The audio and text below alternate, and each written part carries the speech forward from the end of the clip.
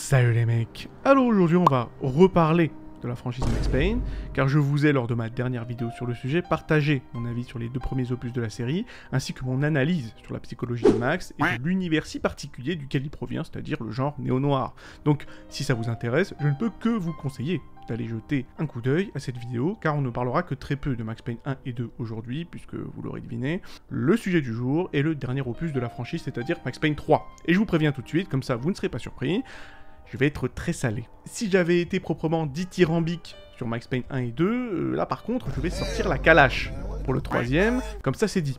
Donc considérez ce qui va suivre comme une review de Max Payne 3, et pourquoi selon moi il s'agit du plus faible des trois Max Payne, ainsi que, soit dit en passant, une véritable trahison de l'esprit Max Payne. Déjà parlons un peu du scénario.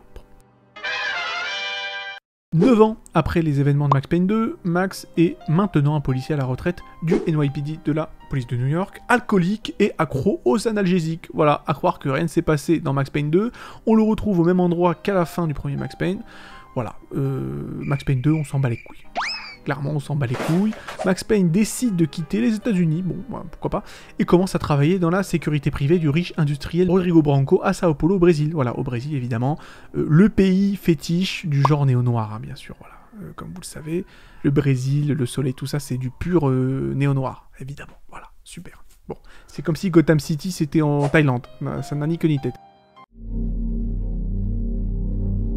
Bref, peu importe. Cependant, les choses vont de mal en pis lorsque la femme de Rodrigo Branco, Fabiana, est kidnappée. Alors, les raisons pour lesquelles j'ai pas aimé Max Payne 3, parlons-en. Bon, déjà, vous avez compris, je suis un gros fan des jeux Max Payne. Ça, je crois que tout le monde l'a saisi.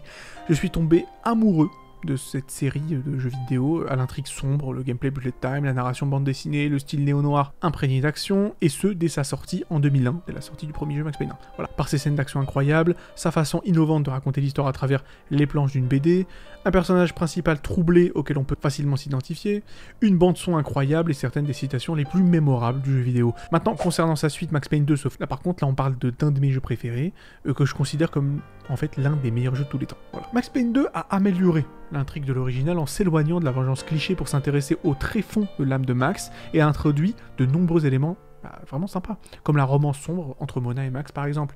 Il a repris tous les éléments qui ont fait la grandeur de l'original et les a améliorés en profondeur. Comme précédemment dit, la relation amour-haine que Max a avec Mona est un véritable point culminant de l'intrigue. Les dialogues sont super bien écrits, l'amitié entre Max et Vlad, qui était un excellent ajout dans l'original, a été exploité à fond et retourné finalement, de manière assez tragique. De plus, terminer le jeu dans la difficulté la plus difficile de Max Payne 2 débloque la vraie fin, la true ending, que je considère canon personnellement, où Mona survit. Voilà, et Rockstar aurait dû se baser sur cette fin pour faire sa suite, mais j'en reparlerai. Même après toutes ces années, ce jeu a encore fière allure. Et c'est pas juste les graphismes, hein. Max Payne 2 l'emporte globalement en termes de style visuel, d'utilisation de couleurs, du level design et de la façon dont l'environnement est géré pour créer une atmosphère de dingue.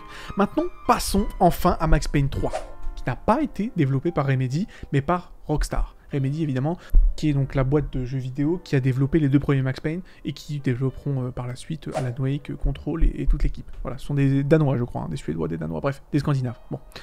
Déjà, au niveau de l'intrigue, Rockstar semble avoir complètement oublié l'existence du deuxième jeu, j'en ai déjà parlé.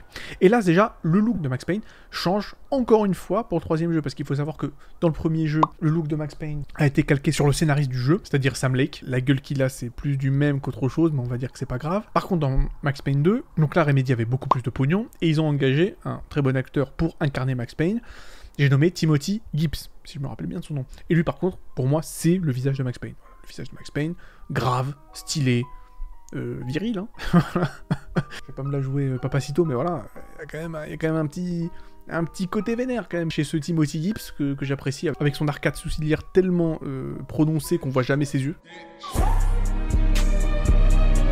Mais dans le 3, je sais pas ce qu'a fumé Rockstar, mais là, bon, on retrouve un Max âgé, chauve, barbu, obèse, je comprends pas. Enfin après, je dis pas, le Max chauve, barbu, obèse, affublé d'une chemise à fleurs ridicule, et je trouve vraiment iconique et assez cool. Sur ça, à la limite, y a pas de souci. Le design en lui-même, j'aime bien, voilà, ok. Le problème, c'est que c'est pas Max Payne, en fait. On n'est plus du tout dans le look film noir des années 40 à la Humphrey Bogart. Non, là, on est dans GTA, voilà. Je sais pas, Max Payne, on dirait le daron de Nico Bellic. On comprend pas ce qu'ils ont essayé de faire. Rockstar n'a visiblement pas compris que Max Payne c'est pas GTA. Et pas seulement au niveau du design de Max. Mais je dirais que le pire c'est quand même que Max Payne 3 ignore carrément la fin de Max Payne 2 et continue à partir du premier jeu en fait. Max est un ivrogne qui a oublié Mona et qui n'a plus aucune raison de vivre. Et qui veut se laisser crever. Bon. Bah, c'est la première chose qui est choquante je trouve parce que le développement de personnage par lequel Max passe dans Max Payne 2, c'est-à-dire le développement de personnage qui consiste à apprendre à s'accepter, à relever la tête, à cesser de s'apitoyer sur son sort et ne s'occuper que de son passé, tout ça a disparu dans le 3. Ça veut dire qu'on reprend Max à la fin de Max Payne 1. Max Payne 2 n'existe pas, et le mec refait le même character development. Son personnage apprend encore une fois les mêmes leçons, comme s'il ne les avait pas déjà apprises dans Max Payne 2. Je sais pas. Je veux dire, Max Payne 2 s'appelle The Fall of Max Payne, donc la chute de Max Payne. Donc, qui dit chute sous-entend qu'il va falloir qu'il se relève à un moment donné. Et clairement, Max Payne 3 aurait dû tourner autour de la réhabilitation de Max. Mais non, dans le 3, Max ne tombe plus, il creuse. Il passe son temps à se murger, à se mettre constamment des mines de Biélorusse, je sais pas ce qu'il boit. Il est totalement rabat du début à la fin, 24 heures sur 24, c'est juste ridicule. Bon, à la fin, il essaie quand même de freiner un peu sur la binouse, mais c'est un peu tard. Bon. Et il faut ajouter à cela cette espèce d'intrigue bizarre GTA-esque de l'ensemble de l'intrigue de Max Payne 3, avec des personnages qui sont quasiment tous des caricatures parodiques, des archétypes qui sont là pour faire rire, voilà. Exactement ce que l'on peut voir dans la plupart des jeux Rockstar, que ce soit GTA ou Red Dead. Et je veux dire pourquoi pas, mais le problème c'est que, encore une fois, ce n'est pas Max Payne, ce n'est pas l'esprit Max Payne, voilà. Ce n'est pas l'esprit Dragon Ball, comme dirait l'autre. Dans Max Payne, les personnages et le scénario est quand même pris au sérieux, ce qui n'empêche pas évidemment au jeu d'avoir un peu d'humour, par exemple avec Vinny Cogniti dans le Max Payne 2, enfin bref, voilà. Il y a 2-3 petites blagues. Il y a aussi l'humour un peu parodique sur la violence des jeux vidéo dans le 2, voilà, qui est quasiment du brisage de quatrième mur, mais on est quand même super loin des caricatures comme Marcelo Branco, qui est une caricature du playboy gosse de riche décérébré, donc de Max Payne 3, ou pire encore, Victor Branco, qui est l'un des méchants les plus flingués que j'ai jamais vu. Voilà, en plus il a la même gueule que le méchant dans Robocop, que j'aime bien, hein, y a pas de souci, mais voilà, tu vois sa tête, t'as compris quoi, t'as compris que c'était un salopard, voilà, ou le mec, j'ai oublié son nom là dans Twin Peaks, enfin bref, vous savez de qui je parle je pense, hein. Bon là je fais évidemment allusion à l'acteur Miguel Ferrer, hein, qui au demeurant est un excellent acteur et fait de très bons méchants, mais là clairement c'est pas le cas. Clairement c'est pas le cas. En plus de ça, tous les antagonistes de Max Payne 3 sont oubliables à la mort, hein. Sont tous unidimensionnels, ils ont tous 3 répliques chacun, dont la moitié peut se résumer à LOL je suis méchant. Mais il n'y a pas que ça comme problème, il n'y a que des problèmes au niveau de l'intrigue de Max Payne 3. Déjà, le jeu se veut être une critique du consumérisme, hein, assez pompeux quand même, hein, Max Payne, avec une critique du consumérisme à l'américaine, une critique de la lutte des classes avec la différence entre les fêtes de riches brésiliens et la pauvreté des favelas, et surtout une critique acerbe de l'archétype du héros américain qui sauve le monde. Durant tout le jeu, tout le monde, Max y compris, insulte notre cher protagoniste de n'être rien d'autre qu'un gros porc d'américain qui veut sauver le monde, alors qu'il n'est qu'un poivreau chauve obèse qui tire sur tout ce qui bouge à des milliers de kilomètres chez lui. Alors ouais, ça aurait pu être intéressant, hein. Moi, si on critique les Américains sur leur piste dessus, moi je veux bien. Je suis le premier à monter dans le bus, y a pas de problème. Mais le souci c'est quoi? C'est que c'est l'un des messages les plus hypocrites que j'ai jamais vu de ma vie, en fait, c'est ça le problème. Parce que déjà la critique du consumérisme américain ne tient plus après un simple regard sur la boîte du jeu Max Payne 3, où on voit une fille bien roulée taper la pause. Évidemment, c'est du fanservice dans le plus pur style de Rockstar, on voit toujours des meufs à poil, hein, sur la boîte des jeux GTA, d'autant que cette meuf n'apparaît pas dans le jeu, mais je veux dire, si tu veux faire du fanservice avec Mona Sachs, vas-y, si tu veux, pourquoi pas. Au pire, prends Fabiana, la femme que Max essaie de secourir pendant une bonne partie du jeu. Mais là, c'est une random brésilienne à gros boobs qu'ils ont foutu sur la boîte, juste pour que le gamer miséreux affectif de base puisse sortir son portefeuille. C'est juste pathétique. Ensuite, le délire de la critique du héros américain n'a juste aucun sens. Parce que même si Max échoue à sauver les Brancos, certes, il démantèle quand même à lui tout seul un trafic d'organes, un réseau de politiciens et de policiers véreux brésiliens, et il sauve une femme enceinte, bref, j'en passais des meilleurs. Donc, c'est quand même un héros américain finalement, le Max. Mais le pire, c'est même pas ça. C'est qu'à la fin du jeu, Max ne tue même pas le grand méchant du jeu. Voilà, donc ça c'est juste pas possible. Voilà, ce n'est juste pas possible. Le mec, il a détruit la moitié du Brésil. Il a massacré par voie de balles et de missiles des milliers de Brésiliens. Mais il ne peut pas achever le salopard qu'il a poussé à ses extrémités, parce que sinon, il ne serait pas meilleur que lui. Voilà. Mais quelle énorme connerie. Je ne supporte pas ça. Film, jeu vidéo, je ne supporte pas ça. Quand le mec massacre mais 1 milliard de mecs, et à la fin, devant le grand méchant, ouais, au final, je t'épargne, je suis gentil, je suis pas comme toi. Non, mais tu te fous de ma gueule? Non, mais c'est encore pire que la fin de The Last of Us 2. On peut éventuellement comprendre pourquoi symboliquement, Ellie décide d'épargner Abby à la fin, car elle ne veut pas se perdre dans la rancœur, comme elle l'a fait en refusant de pardonner à Joel par le passé. Ça reste stupide, hein, en ce qui me concerne, mais bon, le choix d'Ellie peut encore se défendre. Mais là, par contre, dans Max Payne 3, c'est juste pour dire, ouais, regardez, Max Payne, il est pas si méchant, hein, il est pas le grand méchant, hein, voilà, il est gentil. Bon. Ouais, bah, va dire ça aux centaines de mecs qu'il a massacrés pour arriver jusque-là. Je veux dire, vous savez, pour ceux qui suivent ma chaîne, que j'aime les protagonistes méchants, quoi, les vilaines protagonistes, hein, bon, comme Martin Walker, par exemple, dans Spec Ops The Line, et d'autres, hein, voilà. Et j'ai juste le seum que Rockstar n'ait pas eu les couilles d'aller au bout avec Max Payne. Allez, si vous voulez faire de Max Payne un anti-héros, bah allez à fond, faites-en un méchant, pourquoi pas, ce serait stylé. Le problème c'est qu'ils vont pas au bout, à la fin c'est un gentil. Vas-y frérot, tu peux pas avoir le beurre et l'argent du beurre, hein. Voilà.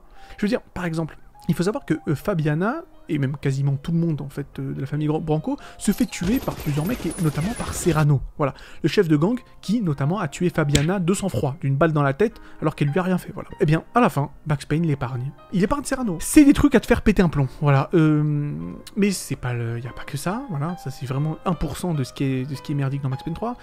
Si on peut continuer. Déjà, rien dans le jeu ne ressemble à un jeu Max Payne. Voilà, il n'y a pas l'esprit Max Payne, j'en ai déjà parlé. Ni la musique, même si, bon, quand on appuie sur pause, on entend le thème de Max Payne. Ok, c'est cool. Super. Voilà. Les personnages ne font absolument pas Max Payne. Les lieux, bon voilà, un film noir qui se passe au Brésil, je sais pas si ça existe, je crois qu'il y en a un seul, des films noirs qui se passent au Brésil, mais enfin, je veux dire, bon, voilà. Normalement, les films noirs, c'est New York, au pire des villes européennes sombres et tout ça, c'est le côté urbain, fumé, le pavé, les buildings, la nuit, c'est ça, c'est Batman, c'est ce que vous voulez, mais c'est pas à la Brésil, quoi, je suis désolé. Bon, évidemment, j'ai rien contre le Brésil, hein, c'est pas ça, c'est juste que c'est pas néo-noir. Bon, évidemment, la narration via les comics, ça s'est barré. Enfin voilà, écoutez, j'ai rien contre le changement, mais si vous enlevez des éléments d'un jeu, il va falloir les remplacer par autre chose. Dans Max Payne 3, on se retrouve avec un jeu qui a des trous. En fait, il y a des trucs qui manquent, je sais pas. Ce n'est pas dans mon habitude de parler de gameplay sur cette chaîne, mais là encore, c'est juste dingue. Max Payne 3 est le seul et unique TPS, c'est-à-dire jeu de tir à la troisième personne, auquel j'ai jamais joué, qui ne donne pas de possibilité de lancer des grenades. C'est fou. J'ai jamais vu ça, voilà. Le pire, c'est que dans le premier Max Payne, sorti en 2001, je le rappelle, ben, on pouvait jeter des grenades. D'ailleurs, on pouvait pas faire que ça, il y avait aussi les armes de corps à corps, batte de baseball et tout le team. Mais dans Max Payne 3, qui sort 12 ans plus tard, eh bien, il y a pas, on sait pas. Voilà. On se retrouve avec une jouabilité en régression, une jouabilité régressive. Mais le truc le plus rageant en ce qui me concerne, c'est que la pirouette ultra stylée de Max, qui a été introduite dans Max Payne 2, qu'il effectue lorsqu'il recharge en plein bullet time, ça s'appelle le reload spin, est aussi absente dans Max Payne 3. Mais ça, je me suis arraché les cheveux, je ne veux pas mentir, voilà. C'est un scandale. C'était la chose la plus stylée de la franchise Max Payne. Et d'une certaine manière, c'est peut-être le top 10 des trucs les plus stylés que j'ai jamais vu dans un jeu vidéo. Je veux dire, voilà, vous rechargez en bullet time dans Max Payne 2, Max Payne fait une petite pirouette, mais ultra classe, mais putain quoi. Et ils l'ont dégagé. Ils ont mis une espèce de système de couverture à la Gears of War. Ok, pourquoi pas, si tu veux, même si bon, là encore, on peut dire que c'est à l'encontre de l'esprit Max Payne. L'esprit Max Payne, c'est pas juste je me colle à un mur et j'attends qu'il y ait un con qui lève sa tête pour lui tirer dessus. Non, c'est le déplacement, c'est nerveux, c'est... Enfin, voilà. C'est pas juste je me mets dans un endroit, je me planque et je tire. Après je dis pas, il y a 2-3 trucs sympas, c'est sûr, comme les monologues intérieurs de Max qui sont bien écrits, quelques bonnes répliques marrantes par-ci par-là, il y a même des scènes marquantes. Je dois avouer qu'il y a une scène qui m'a quand même filé des frissons, c'est les scènes du piano. Voilà, tout au long du jeu, on peut interagir avec des pianos. Et tout au long du jeu, Max Payne va essayer de jouer son propre thème. Donc je sais pas, il y a un peu un brisage du quatrième mur, ça c'est sympa, mais c'est sympa, franchement c'est une bonne idée. Et à la fin du jeu, il arrive à jouer son thème. Voilà. Je suppose que ça symbolise le fait qu'il se soit enfin retrouvé, quoi, voilà. J'ai trouvé que c'était une superbe scène. Il y a aussi 2-3 petites interactions, mais qui, là aussi, ne fait pas partie du jeu de base, mais qui, là aussi, est quelque chose d'annexe. Les interactions avec l'espèce de policier, qui lui aussi voyage au Brésil, et parfois on peut le rencontrer et il discute, Max Payne et lui. Et c'est assez intéressant, parce qu'on voit que ce policier-là, qui lui est un policier à la retraite comme Max Payne, mais au contraire de Max Payne, lui, il a tout réussi. Il a une femme, il a une fille aussi, exactement comme Max Payne, mais... elles sont vivantes, il est heureux, et il est tout ce que Max Payne veut être. Et c'est assez intéressant, je trouve que leurs interactions sont sympas. Mais là encore, c'est même pas dans le jeu de base. Quoi. Ça veut dire qu'il va falloir chercher ces interactions-là, quoi. C'est de l'annexe. Donc voilà, quoi, j'ai envie de dire. Et le truc bien dans Max Payne 3, c'est des trucs qui ne font pas partie du scénario principal. Donc voilà. Ce n'est qu'un jeu de tir générique à la troisième personne qui porte le nom de Max Payne. Il ne respecte pas le matériel source, et il ne sait certainement pas comment raconter une histoire cohérente, ni présenter son personnage principal en continuant son arc narratif amorcé dans Max Payne 2. Je vous le dis, j'aurais pardonné vraiment beaucoup plus à ce jeu si le scénario aurait continué là où la true ending du 2 s'était arrêtée, avec Mona Sachs bien vivante. On aurait pu voir un Max qui essaie de remonter la pente, les difficultés qu'il rencontre pour se sortir de sa dépression, et même les difficultés qu'il rencontre dans sa relation avec Mona, pourquoi pas? Voilà, Max Payne 3 aurait dû être un jeu qui tourne autour de Mona, sa relation avec Mona, pourquoi pas? Franchement, j'aurais trouvé ça beaucoup mieux. Je veux dire, tu remplaces Passos, espèce de compagnon, mais claqué au sol de Max, donc dans Max Payne 3, tu le remplaces avec Mona, bah, il n'y a finalement pas grand-chose à changer, surtout au niveau des dialogues, parce que Passos a été écrit par un générateur de dialogue Rockstar. Voilà, c'est bien simple. Passos n'a aucune personnalité, à part celle d'être sarcastique. Voilà, c'est son personnage, voilà. Toujours avec ses petites répliques ironiques et sarcastiques, voilà, toujours. J'ai envie de dire, à part quelques exceptions, les mecs de Rockstar ne savent écrire que deux types de personnages, soit des cons archétypaux sans aucune qualité rédemptrice, ou alors des protagonistes cyniques et blasés qui font des sarcasmes. Et bon bah voilà, Passos c'est soit l'un soit l'autre, bah c'est l'autre. Voilà, super. Je suppose que voilà, les stagiaires de Rockstar ont jeté une pièce, c'était soit pile soit face pour la personnalité de Passos. Voilà, c'est de la merde, on va pas se mytho, et je pense que Max Payne méritait mieux. Bon. Alors c'est la fin de cette vidéo, en espérant qu'elle vous ait plu. Si elle vous a plu, likez la vidéo, vous connaissez la musique, abonnez-vous pour encourager la chaîne, blablabla. Dites-moi dans les commentaires si vous apprécierez que je fasse d'autres vidéos du même style, c'est-à-dire que je prenne un jeu et que je le déchire en 46 000. Donc voilà, et prenez soin de vous, et à la prochaine.